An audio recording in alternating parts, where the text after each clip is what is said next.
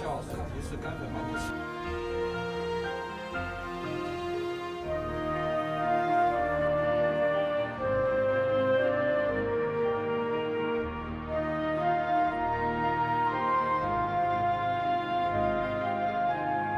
整个湖北省的 A 级景区都是免费的，通过网上预约的形式就可以来参观。国庆和中秋都在一块儿，假期很长。那么很多客人的话呢，除了我们湖北省内的，还有省外的一些客人，像我们邻省江西省以及湖南远的有上海、北京以及乃至东北的这边的客人，都会来到这边来参观。